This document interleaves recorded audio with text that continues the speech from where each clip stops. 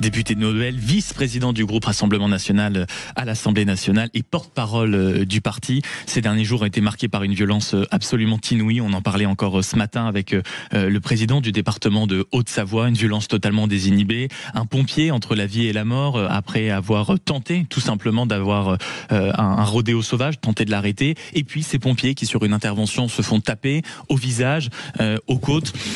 Qu'est-ce que c'est ? C'est un ensauvagement, c'est de la barbarie, comme l'a dénoncé Bruno Retailleau. Les mots nous manquent, on est où ? Oui, c'est de la barbarie, c'est de l'ensauvagement, c'est une société qui constate, malheureusement aujourd'hui impuissante, les effets néfastes du laxisme.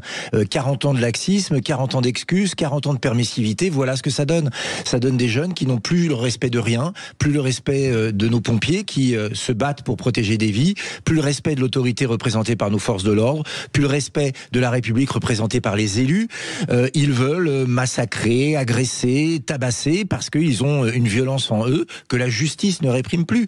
Moi, j'ai une pensée pour ces 1500 pompiers qui, chaque année, se font agresser. Donc 78% des pompiers sont en plus des sapeurs-pompiers qui sont volontaires. C'est-à-dire qu'il y a des gens qui travaillent, qui, à côté, donnent du temps pour sauver les autres et qui ont comme seule récompense de la part de ces racailles, de ces voyous, de se faire agresser. Ce n'est plus tenable. Mais alors, Laurent Jacobelli, qu'est-ce qu'on fait ? Parce qu'on entendait, et on voit ce matin encore la une du Parisien, le cri de détresse des sapeurs-pompiers. Qu'est-ce qu'on fait ? On va jusqu'à les équiper par exemple de gilets pare-lames, de gilets pare-balles, de caméras piétons, c'est-à-dire qu'on les militarise d'une certaine manière. Vraiment, on va aller jusque-là ? Mais on va aller jusque-là sur les pompiers, puis après les médecins, puis après les facteurs. Enfin, ce qu'il faut, c'est mettre fin à cette spirale infernale. Quand un jeune, ou un moins jeune d'ailleurs, fait un rodéo, il faut donner à nos policiers les moyens de le poursuivre, d'aller au contact, et puis de l'arrêter. Or, vous aujourd'hui... êtes d'accord, pardon, sur ça ? Bruno Retailleau dit en fait systématiquement on doit les poursuivre. Mais Bruno Retailleau doit aller plus loin, parce qu'en parole, il est toujours très bien, Bruno Retailleau, mais il lit jamais notre programme jusqu'au bout.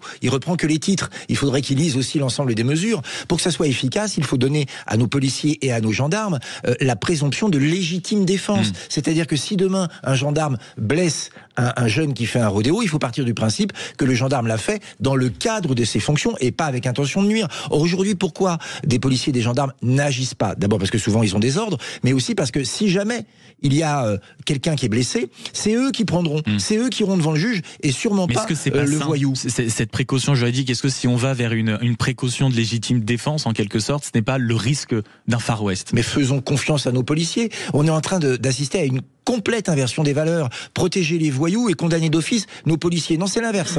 Les policiers et les gendarmes sont là pour faire respecter la loi. Les voyous sont là pour être empêchés de nuire. Donc remettons les choses dans l'ordre.